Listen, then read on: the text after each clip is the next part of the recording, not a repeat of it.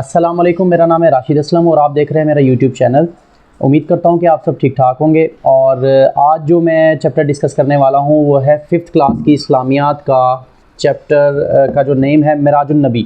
यानी कि आप सल्लल्लाहु अलैहि वसल्लम जब दुनिया से अल्लाह तबारक व तआला से मुलाकात के लिए आसमानों की तरफ तशरीफ़ ले गए थे, तो उस पूरी सिनेरियो को हम डिस्कस करेंगे इस चैप्टर के अंदर। चलें जी, वक्त ज़ाया किए बगैर इस चैप्टर को शुरू करते हैं और देखते हैं कि इस चैप्टर में हमें क्या सीखने का मौका मिलता है। कुरान मजीद और रिवायत के मुताबिक मिराज से मुराद वो सफ़र है जिसमें हज़रत मोहम्मद सल्लल्लाहु अलैहि वसल्लम ने मस्जिद हराम से मस्जिद अक्सा और फिर आसमानों की सैर की। यानी कि आप सल्लल्लाहु अलैहि वसल्लम सबसे पहले मस्जिद हराम से मस्जिद अक्सा की तरफ तशरीफ़ ले गए और फिर वहाँ से आसमानों की तरफ। सफ़र मिराज के दो हिस्से हैं। पहला हिस्सा है बैतुल्लाह से मस्जिद अक्सा का सफ़र, यानी कि सबसे पहले आप सल्लल्लाहु बैतुल्लाह से ले गए मस्जिद अक्सा और फिर मस्जिद अक्सा से आपका सफ़र शुरू हुआ आसमानों की तरफ। और दूसरा हिस्सा पहला हिस्सा जो है वो बैतुल्लाह से मस्जिद अक्सा तक का सफ़र है जिसे इसरा कहा जाता है, जबकि दूसरा हिस्सा बैतुल मुक़द्दस से अर्श मुअल्ला तक का सफ़र है जिसे मेराज कहा जाता है। मेराज के मायनी बुलंदी और इसरा के मायनी चलना या सैर करना है। इरशाद बारी ताला है, अल्लाह तबारक व तआला कुरान में इससे मुतालिक क्या फरमा रहे हैं, वो ज़ात पाक है जो एक रात अपने बंदे को मस्जिद हराम यानी खाना काबा से मस्जिद अक्सा तक जिसके इर्द गिर्द हमने बरकतें रखी हैं ले गया ताकि हम इसे अपनी कुदरत की निशानियां दिखाएं। बेशक वो सुनने वाला और देखने वाला है। अल्लाह तबारक व तआला कुरान पाक में फरमा रहे हैं कि वो अपने बंदे को मस्जिद हराम से मस्जिद अक्सा और फिर मस्जिद अक्सा के लिए स्पेसिफ़िक अल्लाह तबारक व तआला ने फरमाया है कि मस्जिद अक्सा के इर्द गिर्द हमने बरकतें रखी हैं, यानी वो बड़ी पाक जगह है। और फिर फरमा रहे हैं कि मस्जिद अक्सा से हमने अपने बंदे को उठा के आसमानों की तरफ ले गए। नबी अकरम सल्लल्लाहु अलैहि वसल्लम अपने चचा हज़रत अबू तालिब और ज़ोजा हज़रत खतीजा के इंतकाल के बाद बहुत अफसरदा थे। अल्लाह ताला ने हज़रत जिब्राइल के ज़रिए आपको अर्श पर बुलाया ताकि आप अल्लाह ताला की निशानियों का मुशाहिदा कर सकें। यानी हज़रत जिब्राइल अलैहिस्सलाम आपको जो है वो मेराज के सफ़र पर ले गए थे। एक रात हज़रत मोहम्मद सल्लल्लाहु अलैहि वसल्लम आराम फरमा रहे थे कि हज़रत जिब्राइल आपके पास हाजिर हुए और आपके दिल को जमज़म के पानी से धोया। यानी आप सल्लम सोए हुए थे, हज़रत जिब्राइल अलैहिस्सलाम आए, उन्होंने आपका दिल निकाला और उसे जमज़म से धोया, जमज़म के पानी से। जब जन्नत से लाई गई एक सवारी बुराक पेश की गई और फिर एक जन्नत से लाई गई सवारी बुराक जो है वो आप सल्लम के सामने खड़ी कर दी गई। आप सल्लम इस पर सवार होकर बैतुल मुक़द्दस पहुँचे और वो बुराक जो सवारी थी वो आपको बैतुल हराम से लेकर मस्जिद अक्सा तक ले गई। वहाँ पर मौजूद तमाम अंबिया कराम ने आपकी इमामत में नमाज अदा की। इसके बाद आप दोबारा बुराक पर सवार हुए और आसमानों की तरफ सफ़र शुरू किया। यानी आप सल्लल्लाहु अलैहि वसल्लम जब मिराज पर गए तो सबसे पहले मस्जिद हराम से तशरीफ़ ले गए मस्जिद अक्सा और वहाँ पर आप सल्लल्लाहु अलैहि वसल्लम ने तमाम अंबिया कराम, उससे पहले जितने भी अंबिया थे उनकी इमामत करवाई, वहाँ नमाज पढ़ी और फिर उनसे मिलने के बाद मिराज की तरफ सफ़र शुरू किया। आसमानों पर आपकी मुलाकात दर्ज़ैल अंबिया कराम अलैहिस्सलाम से हुई। यानी कि जब पहला, दूसरा, तीसरा जैसे जैसे स्टेप बाय स्टेप आप सल्लम ऊपर जाते रहे तो वहाँ पर चंद अंबिया कराम थे जिनसे उनकी मुलाकातें हुई। तो पहले आसमान पर जिनसे सबसे पहले आप सल्लम मिले वो हज़रत आदम अलैहिस्सलाम थे। दूसरे आसमान पर हज़रत याहिया अलैहिस्सलाम और हज़रत ईसा अलैहिस्सलाम। तीसरे आसमान पर हज़रत यूसुफ अलैहिस्सलाम। चौथे आसमान पर हज़रत इदरीस अलैहिस्सलाम। पाँचवें आसमान पर हज़रत हारून अलैहिस्सलाम।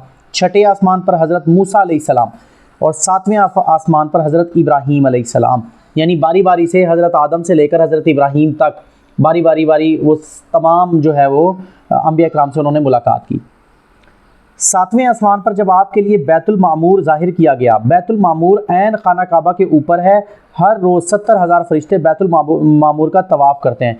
जैसा कि दुनिया के ऊपर खाना काबा है और मुसलमान उसका तवाफ़ करते हैं, इसी तरह खाना काबा के ऐन ऊपर, अल्लाह तबारक व तआला के घर के ऐन ऊपर बैतुल मामूर एक जगह है जिसका फरिश्ते तवाफ़ करते हैं और हर रोज़ 70,000 फरिश्ते उसका तवाफ़ करते हैं।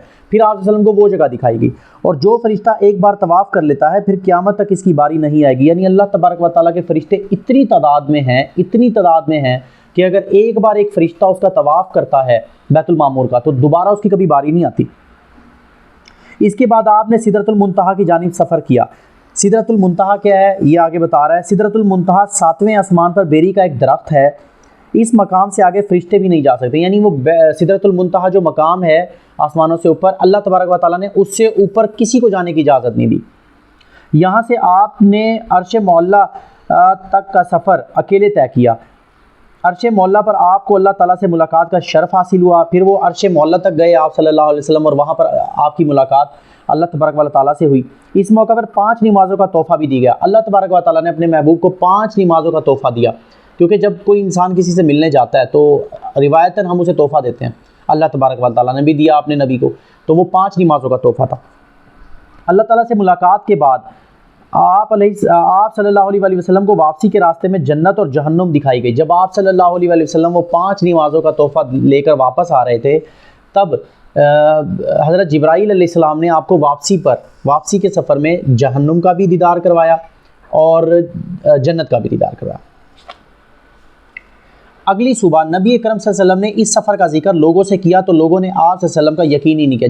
जब वापस आए आप सल्लल्लाहु अलैहि वसल्लम, उन्होंने आके बताया कि मैं एक ही रात में पहले खाना काबा से मस्जिद अक्सा गया, और मस्जिद अक्सा से फिर मैंने वो सारी मराहिल तय की, आप अल्लाह तबारक व तआला से मुलाकात की।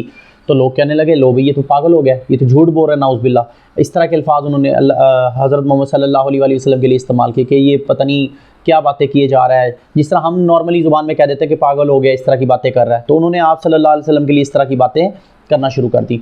लेकिन जिन लोगों को का ईमान मजबूत था, जिनको अल्लाह तबारक व तआला और उनके नबी पर यकीन था, उन्होंने आप सल्लल्लाहु अलैहि वसल्लम की बात मान ली।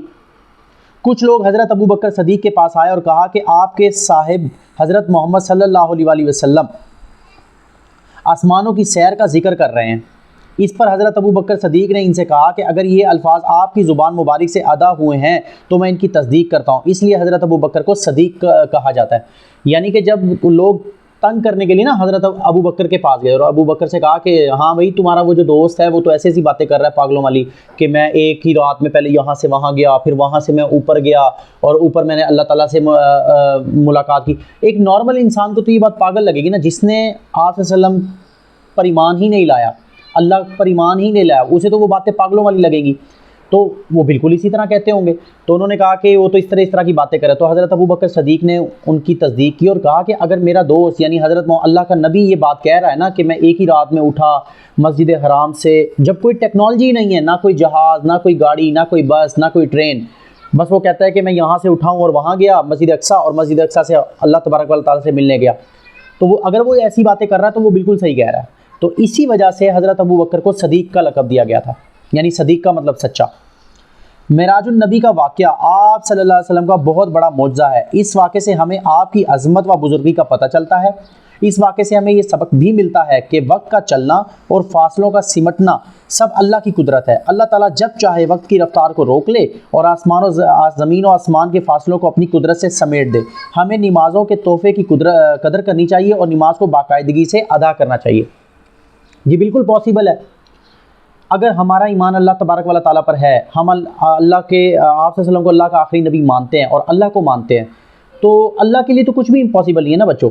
अल्लाह तबारक व तआला चाहे तो नबी को 1 सेकंड के से भी कम वक्त में ज़मीन से उठा के आसमानों पे ले जा भी सकता है और वापस भी ला सकता है। तो ये बिल्कुल पॉसिबल है। हम मुसलमान तो इस बात को मानते हैं, लेकिन हिंदू और दूसरे मज़ाहिब के लोग इस बात को नहीं मानते। वो कहते हैं कैसे पॉसिबल है कि जब कोई टेक्नोलॉजी नहीं है, जहाज़ नहीं है, गाड़ी नहीं है, ट्रेन नहीं है, तब एक इंसान यहाँ से उठता है, वहाँ मस्जिद अक्सा जाता है और मस्जिद अक्सा से उठ के वो जन्नत दोज़ख भी देख आता है, अल्लाह से भी मुलाकात कर आता है और फिर वापस भी आ जाता है और बिस्तर वैसे का वैसे ही गर्म है जैसे छोड़ के गए थे। तो लोग कहते हैं कि ये पॉसिबल नहीं है। वो लोग ऐसा मानते हैं जो अल्लाह तबारक व तआला पर ईमान नहीं रखते। लेकिन हमारा अल्हम्दुलिल्लाह अल्लाह तबारक व तआला पर ईमान है, तो हम इस बात को मानते हैं कि आप सल्लल्लाहु अलैहि वसल्लम का ये जो मिराज है का सफ़र है, ये बिल्कुल सच्चा है और हम सब इस बात को दिल से तस्लीम करते हैं। जी जनाब, तो आज का ये जो चैप्टर था मेराजुन नबी, ये हुआ ख़त्म और इंशाल्लाह हम वक्त के साथ साथ इसकी एक्सरसाइज को भी डिस्कस करेंगे। तो हम अब आ जाते हैं इसकी मश्क की तरफ। और मश्क का जो पहला सही सवाल है दुरुस्त जवाब। तो MCQs को हम डिस्कस कर रहे हैं। नबी करीम सल्लल्लाहु अलैहि वसल्लम ने तमाम अंबिया कराम अलैहिस्सलाम की इमामत फरमाई बैतुल मुक़द्दस में। बिल्कुल ऐसा ही है, जब आप सल्लल्लाहु अलैहि वसल्लम मस्जिद हराम से बैतुल मुक़द्दस गए तो वहाँ पे आप सल्लल्लाहु अलैहि वसल्लम ने तमाम अंबिया की इमामत फरमाई। हज़रत जिब्राईल अलैहिस्सलाम मकाम से आगे ना जा सके, सिदरतुल मुंतहा। सिदरतुल मुंतहा वो मकाम है जिससे आगे कोई नहीं जा सकता। अर्श मौला मौजूद है आसमानों से भी ऊपर। इसका जवाब है आसमानों से भी ऊपर। नबी अकरम सल्लल्लाहु अलैहि वसल्लम ने आंखों की ठंडक करार दिया है नमाज को। बैतुल मामूरैन ऊपर है खाना काबा के, बिल्कुल खाना काबा के ऊपर है, जैसे ये खाना काबा नीचे और ये बैतुल मामूर ऊपर। जी जनाब, तो ये हुआ हमारा आज का सबक ख़त्म। इंशाअल्लाह तबारक व तआला आपसे मुलाकात होगी अगली वीडियो में। और जिन बच्चों ने अभी तक मेरे चैनल को सब्सक्राइब नहीं किया है तो वो मेरे चैनल को सब्सक्राइब कर लें और मेरी वीडियोस को लाइक करें और दूसरों तक भी पहुंचाएं ताकि उनका भी फ़ायदा हो और वो भी कुछ पढ़ लें और पढ़ लिख कर इस समर की जो समर वेकेशंस है इनकी छुट्टियों का अच्छा इस्तेमाल कर लें। Thank you so much. आपसे मुलाकात होती है अगली वीडियो में। अल्लाह हाफ़िज़।